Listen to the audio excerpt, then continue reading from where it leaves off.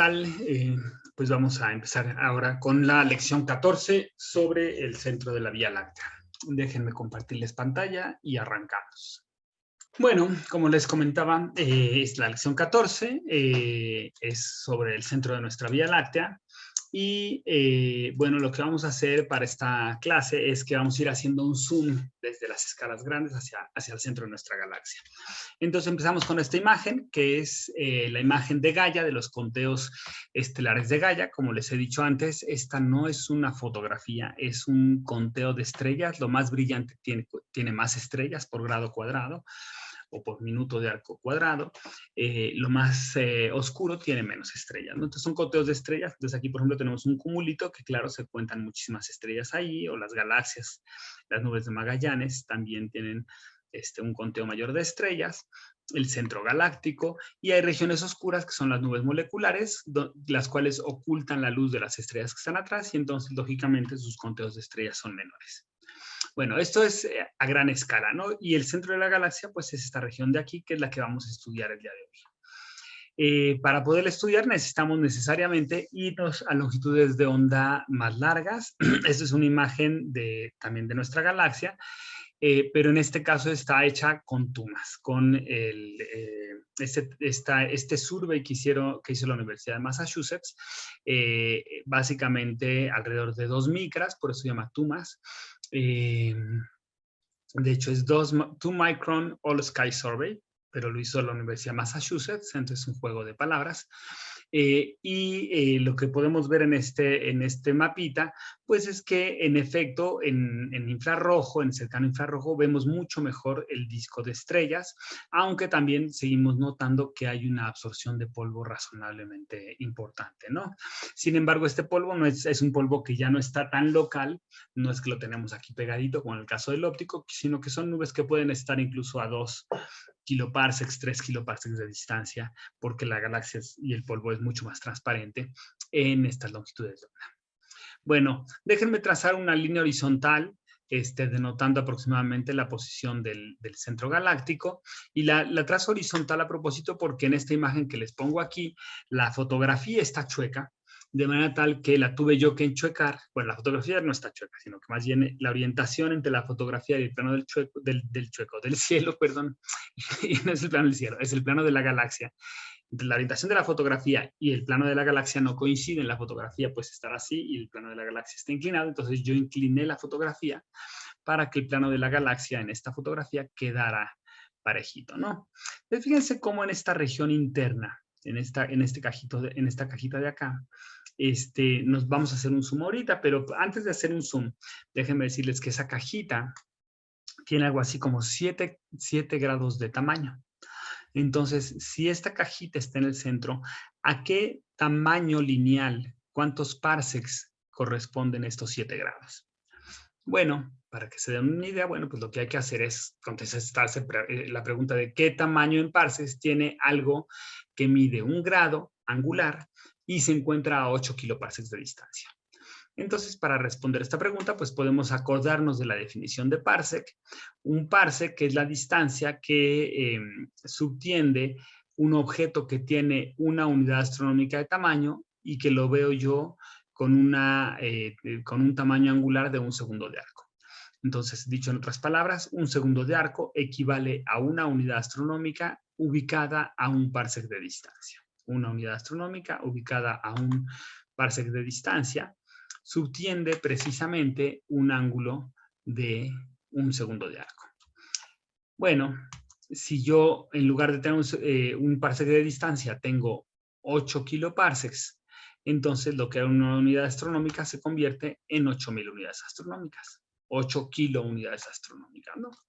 Entonces, dicho de otra manera, 1 segundo de arco equivale a 8.000 unidades astronómicas a una distancia de 8.000 parsecs. Ahora, si yo quiero traducir estas 8.000 unidades astronómicas, este tamaño aquí, lo quiero traducir a parsecs, pues 8.000 unidades astronómicas, lo que hago es que lo divido entre 205.000 unidades astronómicas que tiene un parsec. Y entonces esta operación me da 0.04 parsecs. Entonces, este tamaño de aquí es 0.04 parsecs.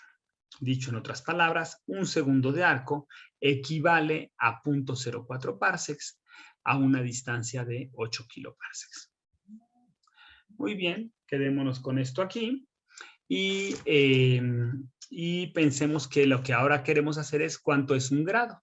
Un grado son 3.600 segundos de arco y entonces multiplicamos estos 0.04 parsecs, los multiplicamos por 3.600 y eso me da 144 parsecs. De manera que si lo que yo tenía era una cajita de 7 grados, pues multiplico 144 por 7 y eso me da alrededor de 1 kiloparsec. En otras palabras, la cajita que yo tenía, que medía 7 grados, mide 1 kiloparsec de tamaño. Hagamos entonces zoom en esta cajita y toda esta cajita de aquí ahora va a estar aquí. Es esta caja de acá, la grande, digamos, y esto de aquí es un zoom que voy a hacer ahora, que podríamos hacer en esta región.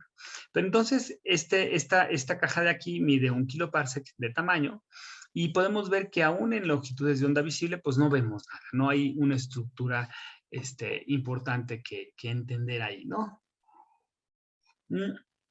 Entonces, lo que hemos hecho es irnos a longitudes de onda más largas, irnos a observar en Spitzer, por ejemplo, y hacer conteos de estrellas.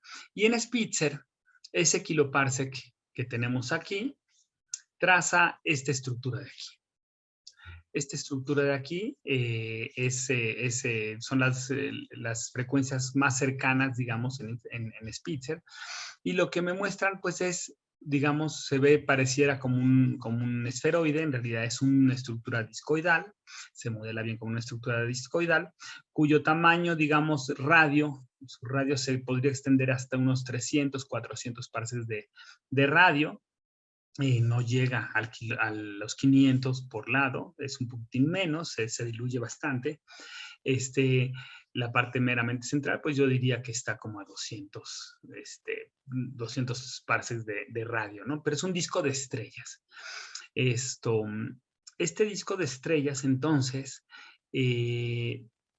digamos, estaría aproximadamente más o menos así, abarcaría esta región de aquí, el disco de estrellas, ¿no? Aquí estoy mostrándoles, ya no es Spitzer esta imagen lo que es una imagen en radiofrecuencias de la misma región, aproximadamente la misma región, fíjense la escala, aquí son 900 parsecs todo esto, ¿no? Entonces el disco de estrellas está aquí, pero cuando yo lo veo en radiofrecuencias, en particular estos son emisión en 90 centímetros, es onda larga, radiofrecuencias de onda larga, aquí está la longitud de onda, 90 centímetros. Aparece un montón de estructura, aparecen estas esferitas, estas burbujitas, que no son otra cosa que explosiones de supernova, son supernovas que han explotado y que mueven el gas muy denso que hay en esta región. Vemos estas como líneas hacia arriba, aquí se ven nada más 3, pero en realidad hay muchas más, ya veremos otras imágenes, hay muchos como espiguitas, digamos, que no sabemos qué son, solo sabemos que tienen emisión en radiofrecuencias. Aquí hay otras dos, fíjense, estas dos. Aquí les llaman hebras, threads. Tenemos también esta otra parte de aquí que es un arco, no se entiende bien de qué se trata este arco. Tenemos otra remanente de supernova y esta nubecita que está aquí es Sagitario A. Sagitario A es lo que descubrió Jansky. Jansky era un ingeniero que estaba haciendo pruebas con radiofrecuencias en las épocas de la Segunda Guerra Mundial. Era importante comunicarse, hacer las telecomunicaciones. Entonces él se empezó a dar cuenta que como que había emisión, había ruido cada 24 horas, aparecía mucho ruido. Y lo que pasaba es que coincidía con digamos, con el paso del centro de la galaxia por el meridiano. Entonces, en aquellas épocas no había los radiotelescopios que tenemos ahora, no estaban estas antenas, sino que eran antenas dipolares, y entonces no tenían una buena resolución espacial, pero cada que nuestra galaxia pasaba por el meridiano, el centro de nuestra galaxia, él recibía mayor intensidad de radio y le molestaba porque él quería hacer radiocomunicaciones, ¿no? Pero entonces Jansky se dio cuenta consultó por ahí y se dio cuenta que en efecto que coincidía esta emisión con lo que debía ser el centro de la galaxia, y entonces le llamo Sagitario A porque esto está en la constelación de Sagitario. Bueno, en aquella época no se tenía la resolución para poder ver esto. Hoy día sí, y ya haremos un zoom hacia allá. Bueno, si nos vamos a otras frecuencias, no tan grandes como las radiofrecuencias, sino que nos quedamos en Spitzer, en el infrarrojo mediano, aquí tenemos, bueno, en realidad tenemos una mezcla de frecuencias, ¿no? Tenemos por un lado el rojo que traza radiofrecuencias, pero no tan grandes como 90 centímetros, sino radiofrecuencias en el milimétrico.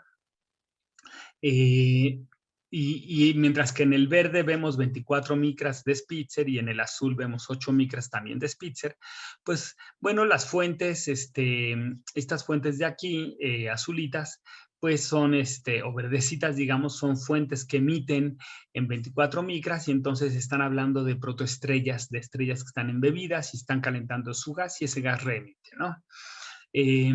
Tenemos pues una estructura ya claramente diferente. Tenemos, por ejemplo, aquí estos arquitos, estas dos líneas azulitas o verdecitas, así, que son unos arcos, y ahí adentro, digamos, en donde apunta la línea, está un cúmulo estelar al que se le llama el cúmulo de los arcos. Es un cúmulo que tiene muchas estrellas masivas y está emitiendo una cantidad de energía brutal, y entonces muy probablemente está creando esta cavidad que alcanzamos a ver aquí, ¿no?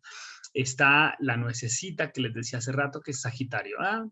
Tenemos estas manchitas rojas que son nubes de gas, que se les ha medido su velocidad y están en 50 y en 20 kilómetros por segundo aproximadamente.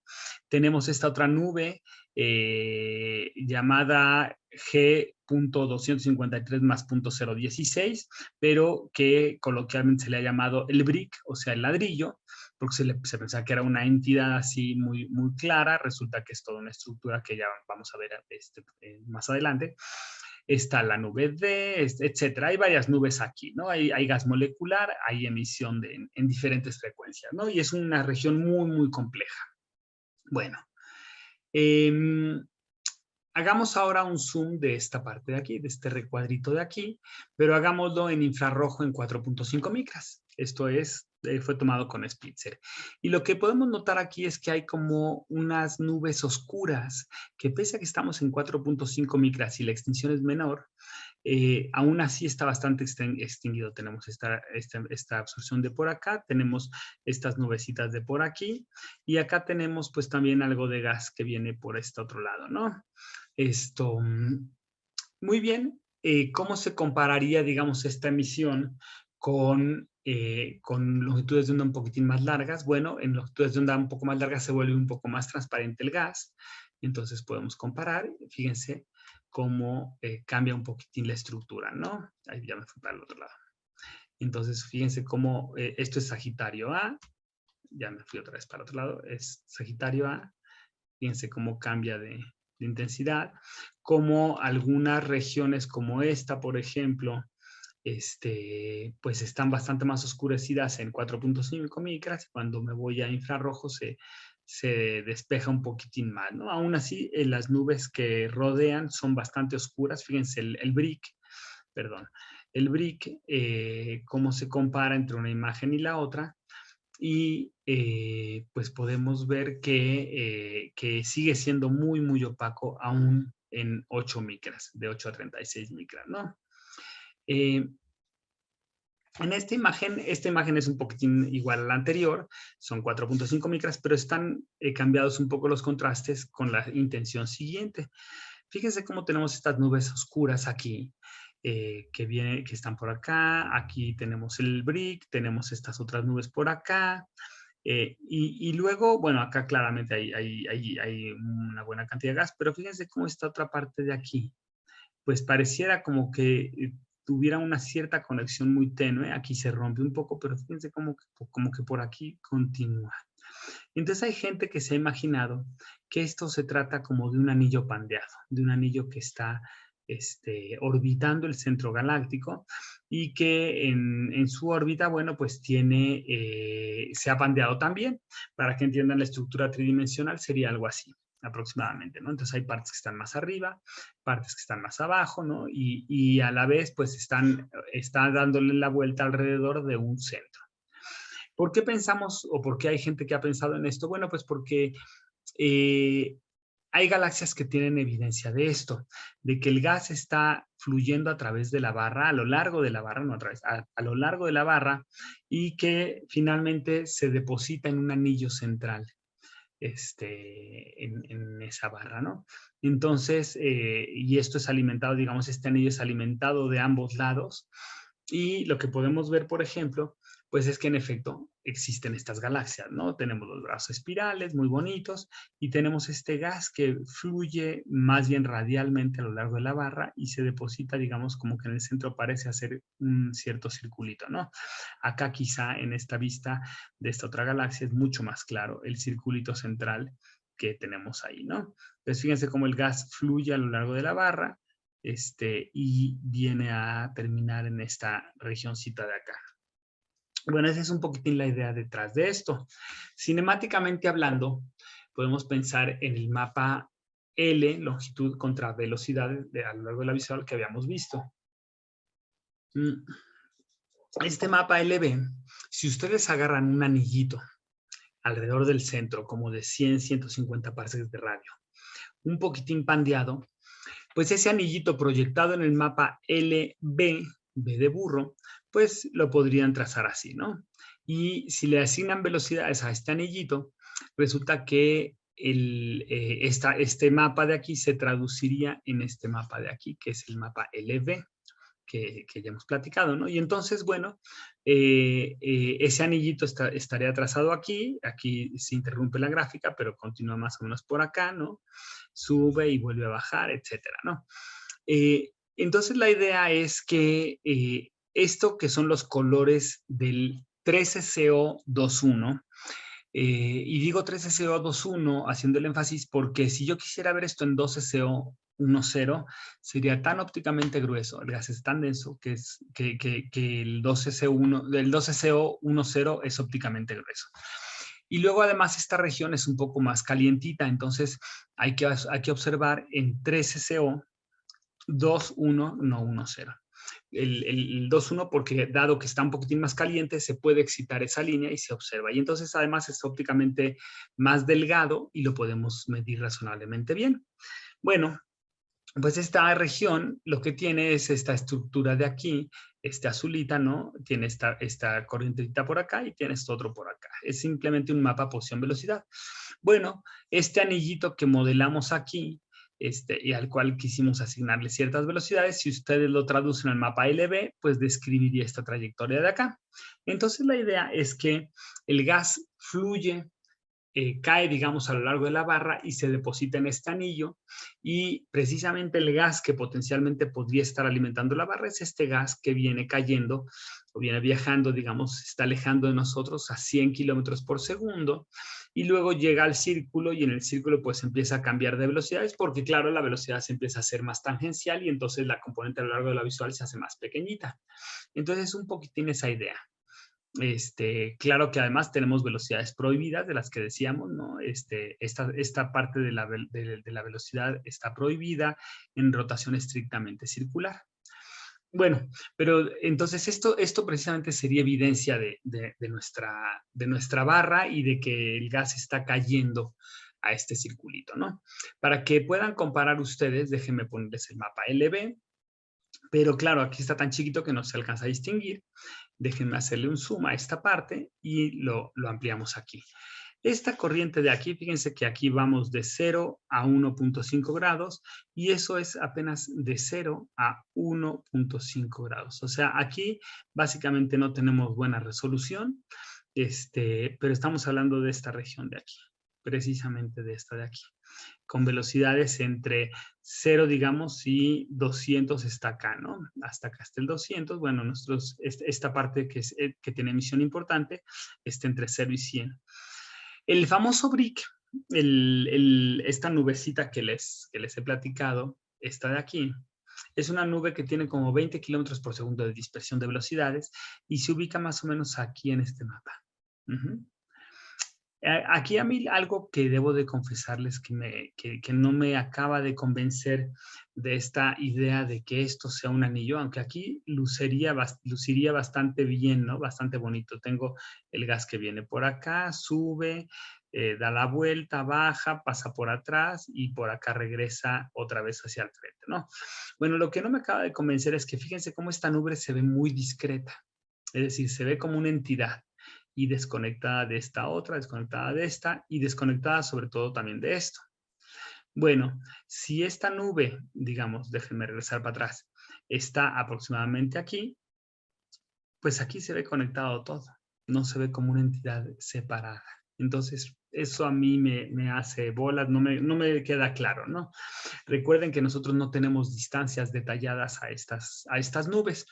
De hecho, hay cierta controversia respecto a la distancia de esta nube, porque en principio esta nube debería estar aproximadamente a unos 100 parsecs del centro, es decir, debería estar básicamente a 8 kiloparsecs, quizá 7.9 probablemente, ¿no? Porque está un poquitín más cerca. Sin embargo, hay algún estudio por ahí donde compararon diferentes líneas de la visión y contabilizaron estrellas, y ellos sugieren que esta región, que esta nube está no a 8 kiloparsecs, sino a 7 kiloparsecs. Entonces, esto ya lo pone muy lejos del centro galáctico, ¿no? Ya no formaría parte de este anillo de 150 parsecs.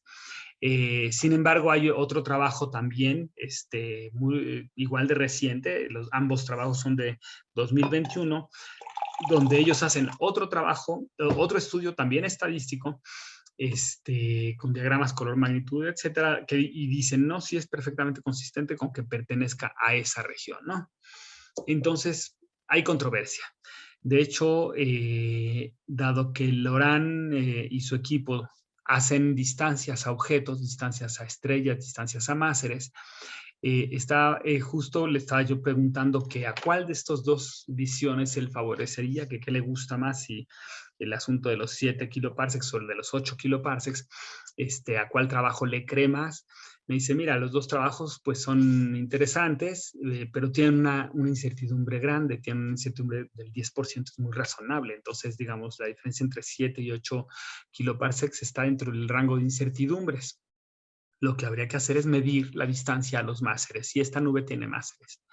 Entonces, justo pareciera ser que se está animando y va a hacer una propuesta de medir distancias a esta nube, y si funciona, entonces trataríamos de buscar máseres a lo largo de todo este anillito como para probar esa idea de ver si realmente esto es un anillo.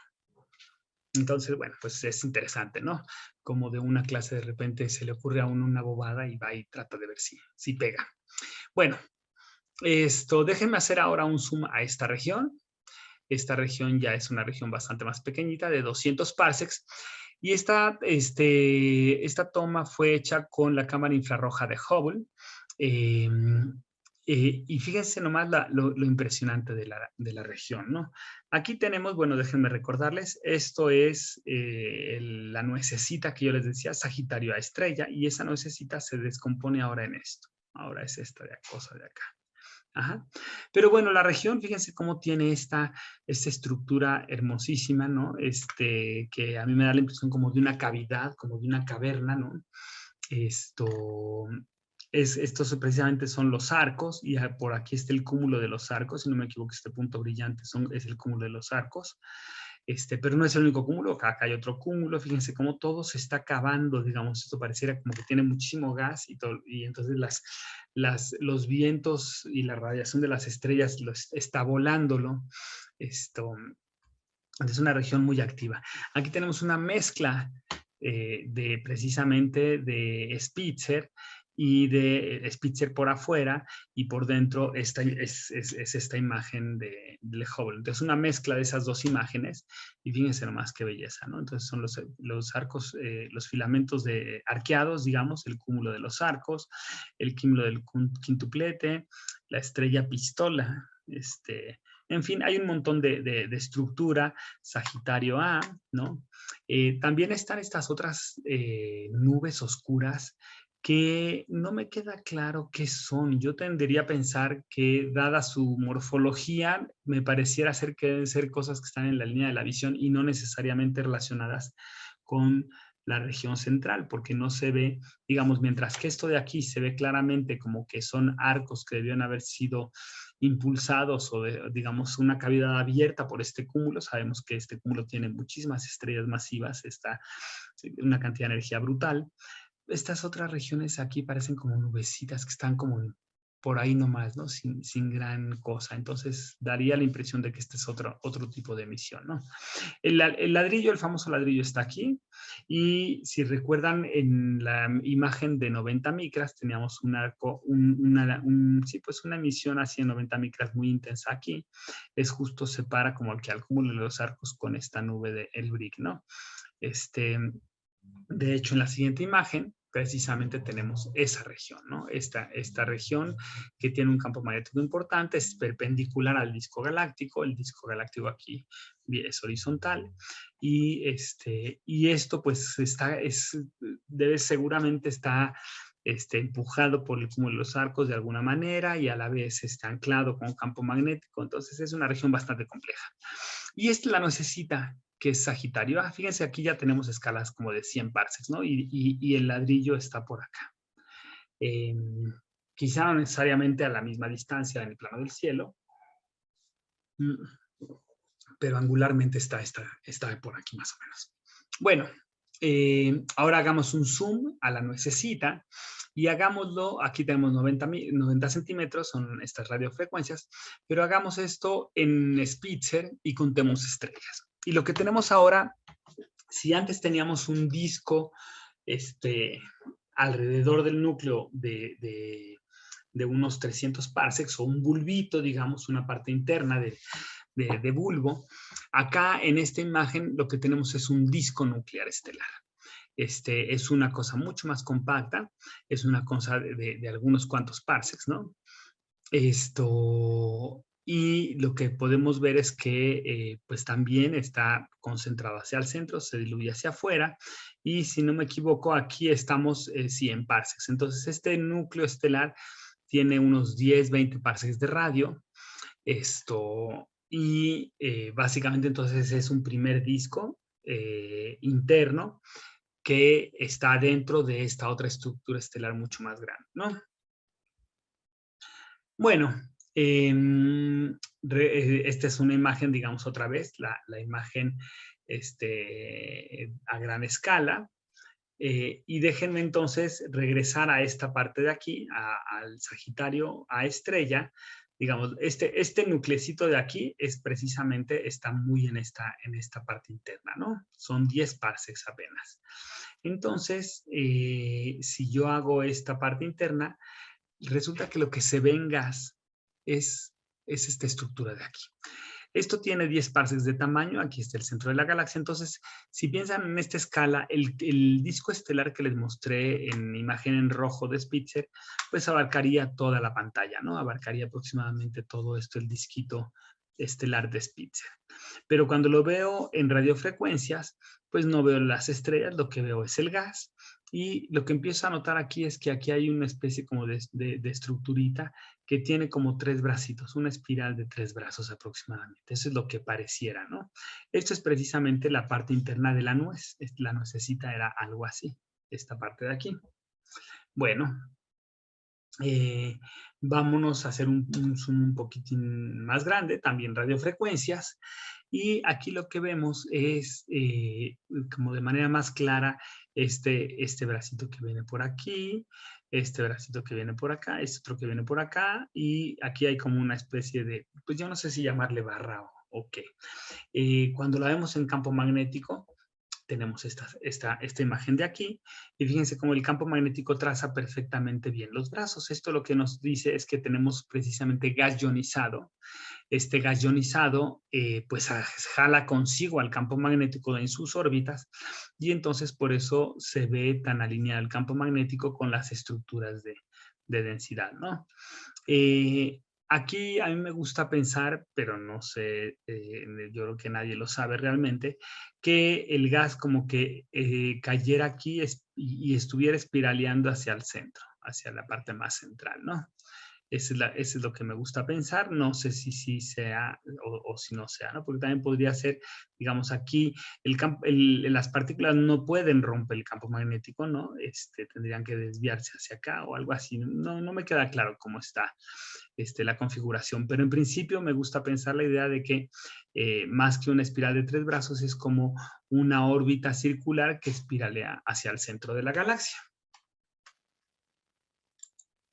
¿Listo, Pati? Entonces, déjenme entonces regresar a esta otra imagen. Ok. Lo que vemos cuando hacemos un zoom en esta espiral es que el punto de mayor brillo no está, digamos, a lo largo de la espiral, sino que está descentrado. Este es el punto de mayor brillo.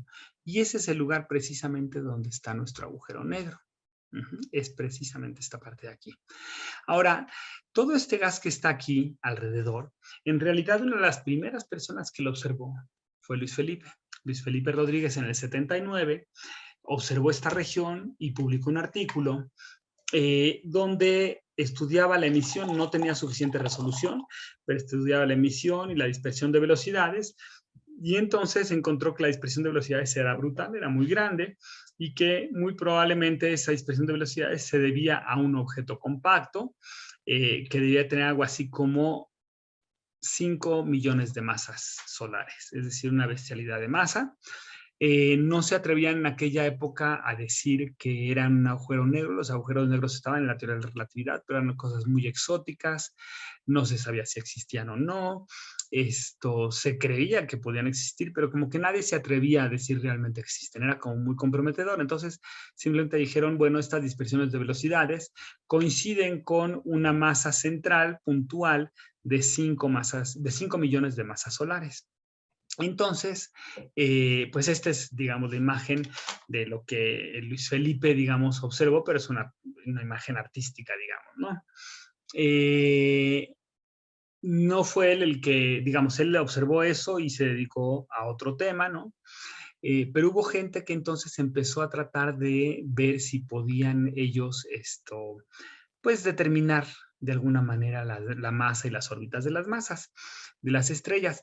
En el 79 todavía no teníamos tecnología, tuvimos que esperar hasta los 90 para empezar a ver en infrarrojo y entonces ver las posiciones de las estrellas alrededor de esta parte central, de este núcleo central, y entonces empezaron a notar, bueno, fíjense nada más las escalas.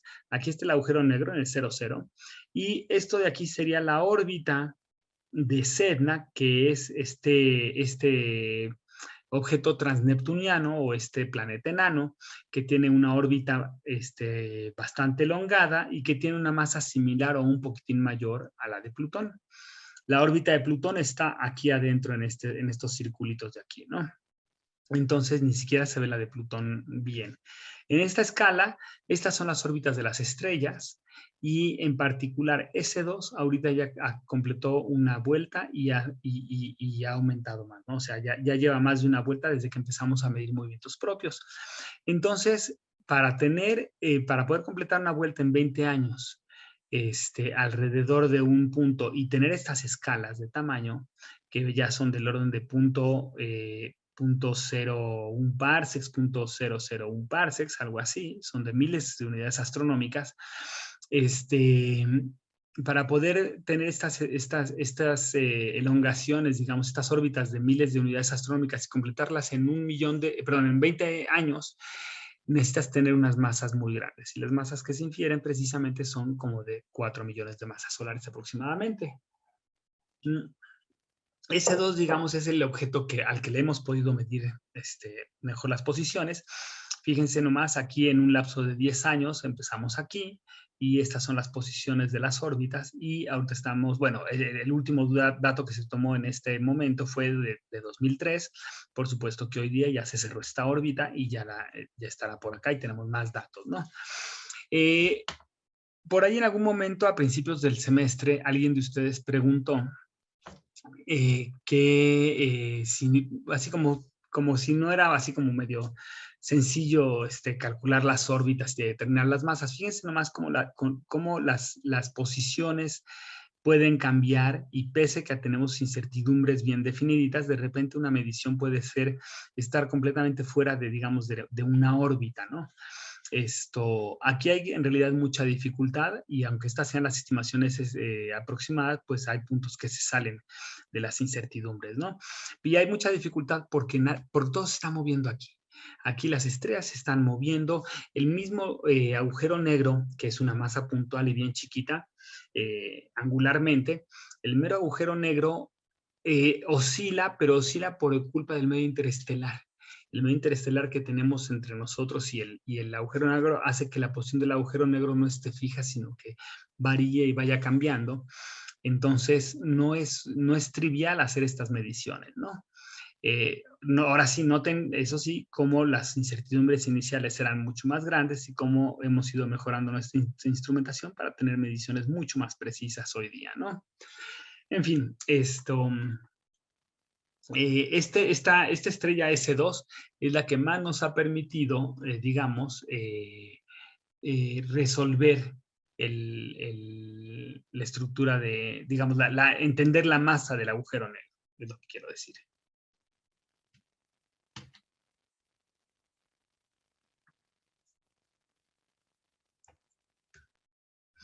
Bueno, gracias a las estimaciones precisamente de las mediciones de las órbitas, en particular de la fuente S2, que es una de las varias estrellas que orbitan al centro galáctico, pero en general de todas las estrellas o de una buena fracción de estrellas que orbitan al centro galáctico, hemos podido medir con cierta precisión la masa del agujero negro y además cómo va aumentando la masa conforme uno se aleja del centro, ¿no?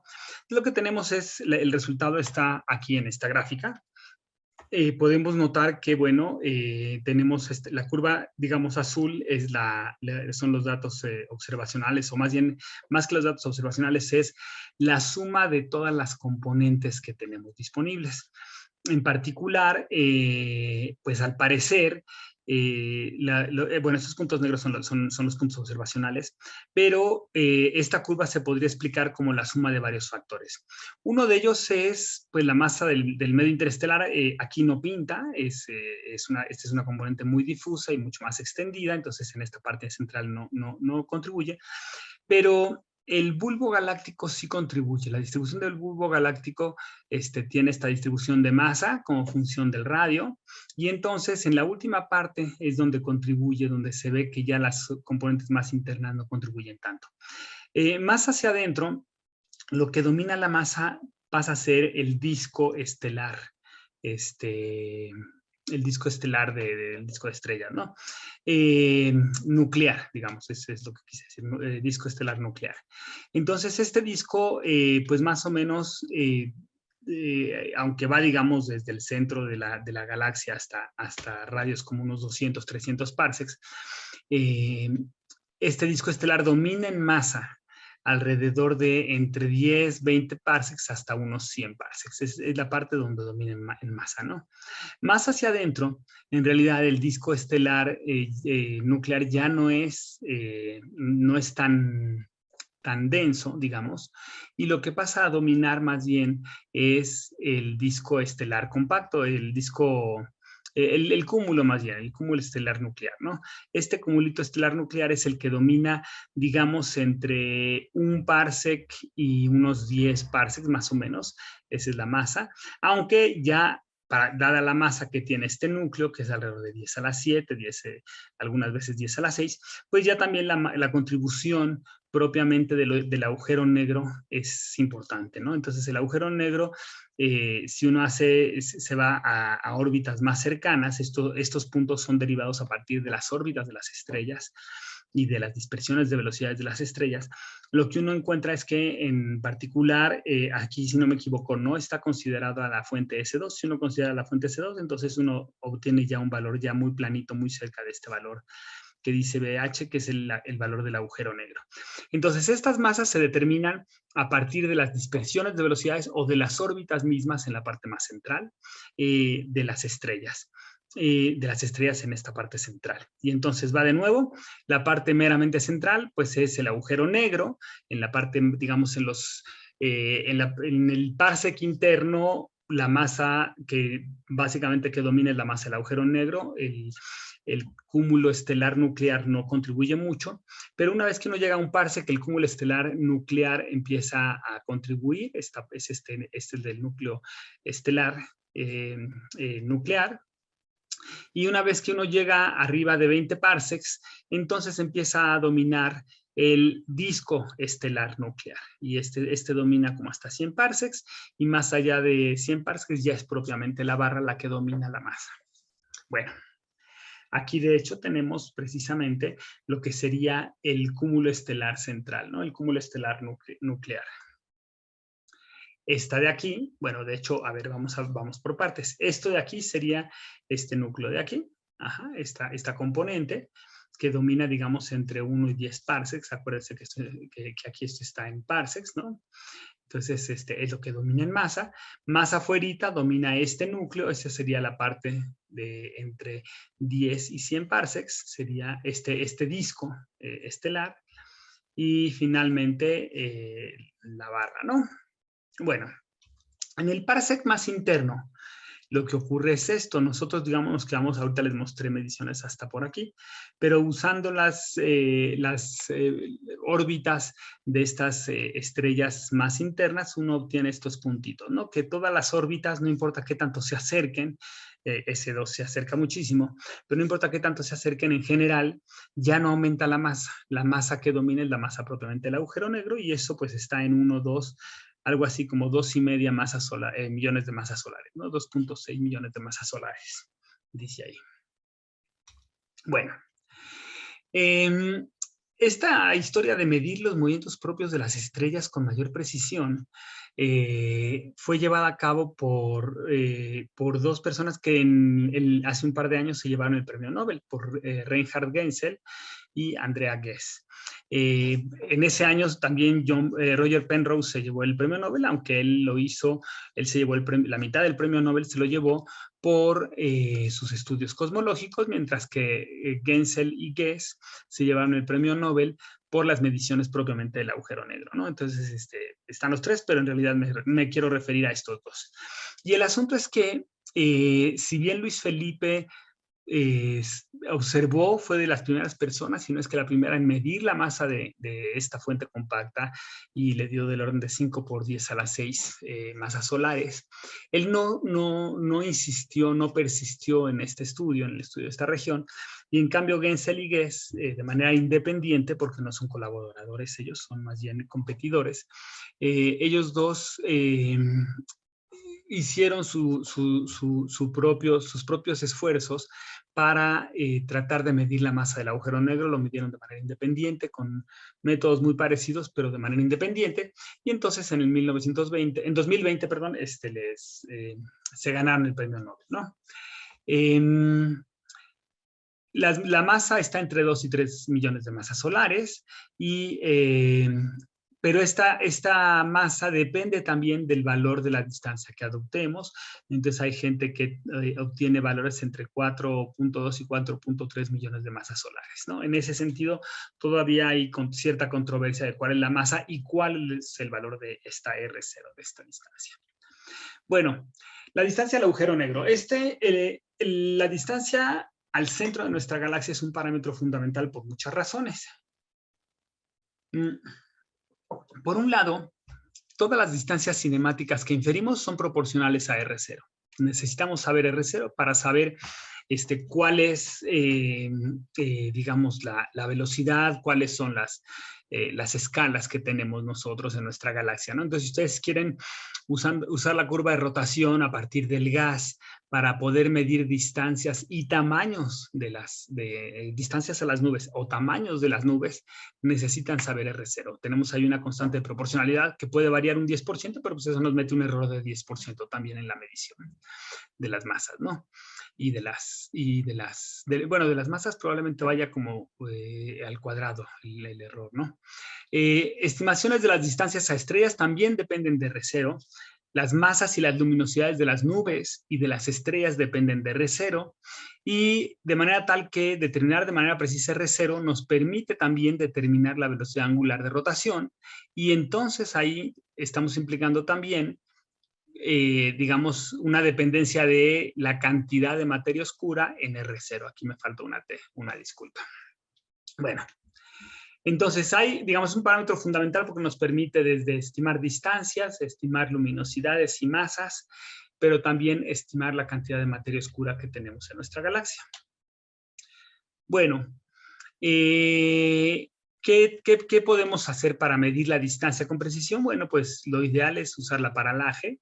La paralaje sería lo ideal, medir la paralaje al agujero negro, pero el problema de esto es que nuestra capacidad de medir paralajes es mucho mejor o sustancialmente mejor que el ensanchamiento que tiene el agujero negro por culpa de la dispersión interestelar de la luz. Entonces, lo que esto quiere decir es que la imagen del agujero negro es más gordita que lo que es nuestra precisión de paralaje. Entonces, realmente estamos limitados para poder medir con precisión la distancia al agujero negro, simplemente por el simple hecho de que no vemos bien resuelto a Sagitario A por culpa de la dispersión interestelar. Entonces, lo que la gente ha hecho, en particular Guess y Gensel, lo que han hecho es medir paralajes a objetos razonablemente cercanos al agujero negro. Aquí cercanos me faltó decir al agujero negro, no cercanos a nosotros. Entonces, si ustedes son capaces de medir órbitas y posiciones de las estrellas que están alrededor del agujero negro, entonces pueden dar una estimación razonable respecto a cuál es la distancia al agujero negro. Y entonces esto es lo que ha hecho estos dos grupos de gente. Aunque, digamos, esta idea de medir distancias a los objetos, digamos, a las estrellas propiamente, antes de eso, hubo gente que intentó hacer algo diferente. En particular, McRae, que es el que está en esta foto, lo que hizo fue medir distancias a máseres que se encontraban en las nubes de alrededor del agujero negro. Aquí está el agujero negro, aquí está Sagitario B2, aquí midieron máseres, no sé si en algún otro lugar también midieron máseres y les vieron sus movimientos propios. Presupusieron que era órbita perfectamente circular y entonces, a partir de esos movimientos propios y de esas órbitas circulares, infirieron, digamos, una distancia, ¿no? Pongo la foto de McRae porque Hetza me preguntaba qué tanto jugaba ajedrez. Bueno, una de las últimas veces que jugué ajedrez fue hace como 20 años. Fue contra McRae y me puso una paliza. Tenía yo rato de no jugar y él seguía jugando y bueno, me ganó. Creo que suspendimos, pero ya no la continuamos porque yo estaba bastante mal. Pero bueno. McRae lo que encuentra es una distancia de 7.9 kiloparsecs entonces. Y creo aquí, perdónenme, creo que me equivoqué. No, sí son 7.9. 7.9 o 7. Ya me entró la duda. Déjenme, se los checo porque creo que era, no estoy seguro si era 7.9 o era menos, 7 y menos. Bueno, usando el método de medir las órbitas y las distancias a las fuentes que están alrededor del agujero negro, Gilsen, que es colaboradora de Andrea Guess, ese grupo midió 8.3 kiloparsecs. Ustedes dirán, bueno, pero ¿por qué si midió 8.3 kiloparsecs? Más bien, ¿por qué si Gilsen estuvo, digamos, ha sido colaboradora y ha medido R0 y ha medido la masa del agujero negro, ¿por qué le dan el premio a Andrea Guess en lugar de a ella también? ¿O por qué la excluyen? Bueno, tengo entendido que el premio Nobel se da solamente a 3 personas y Andrea Guess, mal que bien, fue una persona que durante muchos años de su carrera estuvo con este problema, mientras que Gilsen, bueno, pues fue la primera autora de este trabajo, pero no tiene, digamos, la contribución en diferentes aspectos, desde diferentes puntos de vista, con diferentes técnicas, etcétera, que sí tiene Andrea, ¿no? Entonces, por eso, nomás le toca a Andrea y en el otro equipo solamente a Gensel, pero no al equipo de Gensel. Bueno, cuando uno de los problemas, digamos, de usar muchas estrellas alrededor del agujero negro para determinar la distancia, uno de los problemas es que la solución no es única. Es decir, como que uno puede determinar la masa y la distancia, pero no hay una solución única.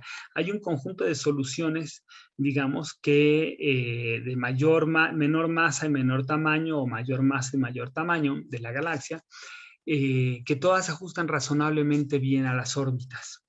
Es decir, si yo tengo aquí muchas órbitas, y todas estas se podrían explicar con un tamaño, con una escala y con una masa, pero yo podría esto reescalarlo y poner otra masa y también se ajustaría razonablemente bien. Entonces, el problema no está perfectamente bien determinado y hay cierta variación. Fíjense, simplemente en R0, pues el tamaño puede ir desde abajo de 8 kiloparsecs hasta arribita de 9 kiloparsecs. Entonces, hay un 10%, 12% de error en el tamaño, en la estimación del tamaño, mientras que en las masas, pues también hay un error razonable, ¿no? Esto aquí puede variar desde 3 masas solares hasta 6 masas solares dentro de este isocontorno, que es el más, digamos, el que tiene menor error. Bueno, otros métodos para medir la distancia al agujero negro, pues puede ser el método AR0. Este método lo que hace es usar las constantes de Oort y precisamente lo que se hace en este método es decir, bueno, nosotros teníamos esta ecuación que en la vecindad solar, la velocidad a lo largo, más bien, no en la vecindad solar, sino en general, la velocidad a lo largo de la visual es la frecuencia del objeto que uno mide menos la frecuencia del Sol, la frecuencia orbital del Sol, por R0 seno de la L con la que uno observa el objeto que tiene frecuencia angular omega.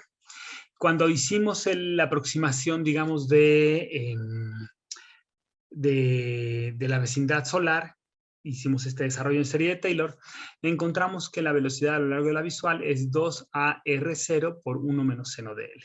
De manera tal que si nosotros medimos muchos objetos con una misma L, podemos sacar un valor promedio del producto AR0. Y si de alguna manera conocemos la A, pues entonces conocemos la R0, porque la BLOS la medimos al igual que L.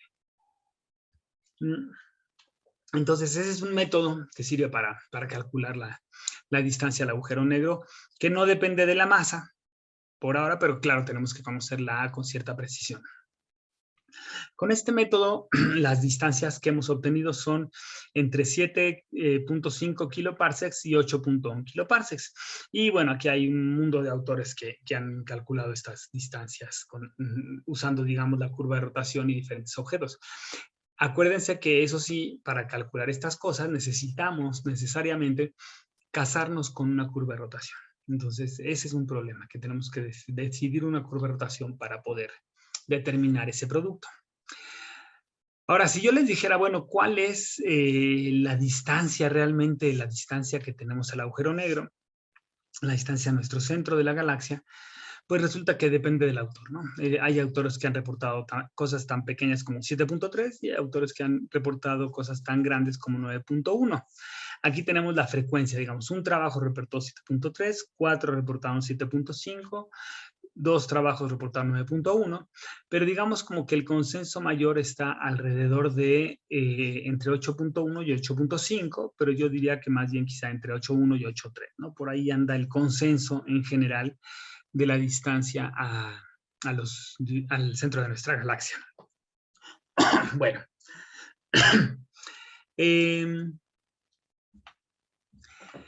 Cuando nosotros observamos otras galaxias, por ejemplo, muy particularmente el caso de M82. M82 es una galaxia hermosísima, ¿no? Que pues pareciera ser una galaxia vista prácticamente de canto y que tiene esta onda expansiva, como si hubiera ocurrido aquí una explosión que empujó todo esto hacia afuera, hacia ambos lados, ¿no? No es la única galaxia que lo tiene, también lo tiene, por ejemplo, en EGC 3079 y hay otras galaxias. Estas imágenes son imágenes en rayos X. Entonces, bueno, pues es algo interesante de notar que hay galaxias que tienen esto. No es que se las hemos visto a todas las galaxias, pero a algunas galaxias sí. Y curiosamente, hace más de 10 años, unos 15 años, se lanzó este telescopio de rayos X, el telescopio Fermi, un satélite que observó fuera de la atmósfera, digamos en órbita, observó en rayos X el universo y lo que descubrió este satélite es que nuestra galaxia tiene una especie de burbuja, precisamente en rayos X. Perdón, en rayos gamma. Fermi era un telescopio de rayos gamma. Y entonces aquí lo que tenemos es el plano de nuestra galaxia, que también emiten rayos gamma. Todo esto es emisión de rayos gamma, pero no es lo único que emiten rayos gamma, sino que también tenemos estas cosas de acá que tienen muy, muy alta energía. Digamos, estos lóbulos alrededor del centro, el centro de la galaxia está aquí, tiene una emisión muy, muy energética. Una imagen un poquitín más espectacular es esta de aquí. Tenemos de nuevo el disco, la emisión de rayos gamma del disco en azulito y estos lóbulos que tienen una energía bastante más grande que la del disco. Son los lóbulos, las burbujas de Fermi. En diagrama esquemático, nuestra galaxia, digamos, sería así. Tenemos aquí el plano del disco con sus nubes, con sus estrellas viejas, su bulbo, y básicamente estas burbujas de rayos gamma se extienden unos 50 años luz, 25 de cada lado. Son dos las que tenemos en nuestra galaxia, y en la parte, digamos, más externa de estas burbujas hay emisión de rayos X, que es un poquitín más débil o menos energética que la emisión de rayos gamma de la burbuja propiamente. Entonces, el diagrama esquemático. Y bueno, pues con esto damos por concluido nuestra clase sobre el centro galáctico.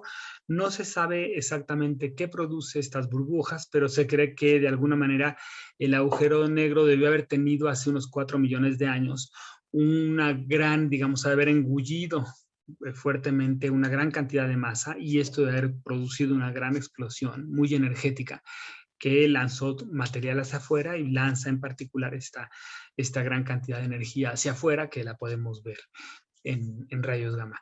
Eso es lo que se cree. De ser así y de coincidir los tiempos, es decir, hace 4 millones de años, pues podríamos decir que muy probablemente los primeros homínidos que habitaron la Tierra, que vivieron hace 4 millones de años, debieron haber visto el centro de nuestra Vía Láctea en el hemisferio sur, debieron haber visto estos lóbulos, cierta emisión en luz visible de estos lóbulos. Esta especulación se cree que podría haber pasado, pero bueno, el asunto es que existen estos lóbulos, es parte de lo que tenemos en nuestra galaxia, del zoológico de objetos, pero no se sabe exactamente qué la produjo, aunque se cree que fue nuestro agujero negro, que engulló de repente mucha materia en un gran brote. Bueno, pues por lo pronto aquí acaba la clase.